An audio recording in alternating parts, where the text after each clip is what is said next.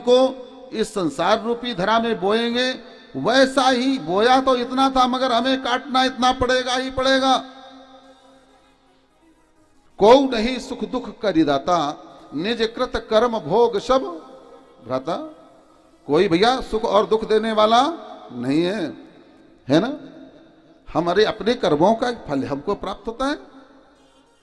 तो हे कृष्ण, हे मधुसूदन, मैं इस सरसैया में लेटने का जो मुझे फल मिला है, मैं इसको जानने के लिए बहुत प्रयास कर रहा हूं कि मैंने ऐसे कौन से कर्म किए थे कि मुझे जो है इस बाणों की सैया में छिदे हुए इतने दिनों तक रहना पड़ा, ना मर सकता ना जी सकता। मगर मैं जो है 100 जन्मों तक पीछे जा करके देखा हूं कि कौन सा कर्म बीज मेरा, मगर मुझे कुछ नहीं ऐसा दिखा। तो क्या कर्म का सिद्धांत ठीक नहीं है? भगवान कृष्ण मुस्कुराए, बोले पितामह जी, आप योगी हैं, परम योगी हैं, आप 100 जन्मों तक पीछे जा सकते हैं, मगर 101 जन्म के में नहीं जा सकते हैं आप। तो चलो आप ये कह देंगे कि मधुसूदन, ये तो लगता है बात का बहलाना हो गया, अब 101 में नहीं जा सकते तो वहीं पर ही ऐसा हुआ है तो हम देख ही नहीं सकते, तो हम कैसे मान लें उसको?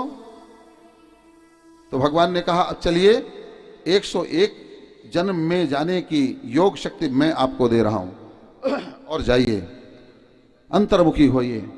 और अंतर्मुखी होकर के 101 जन्म में पीछे जाते हैं महाराज, और वहां जाकर के देखते हैं उस समय पर भी ये चक्रवर्ती नरेश थे और वन में मृगया करने के लिए गए हुए थे। मृग तो मिला नहीं, वहां से एक विषधर नाग जा रहा था, मानी विनोद भाव से ही उसको अपने भाले में छेद लिया और छेद करके वो तड़फड़ाने लग गया, उसको यूं करके और जोर से फेंका तो एक कटेली झाड़ी में जाकर के वह लिपट गया। लाख प्रयास किया मगर वह कटेली झाड़ी से निकल नहीं सका था, वहीं उसको मरना पड़ा।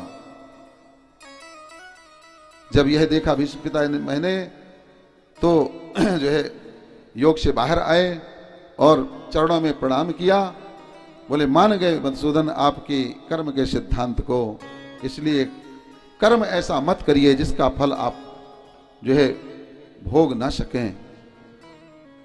अब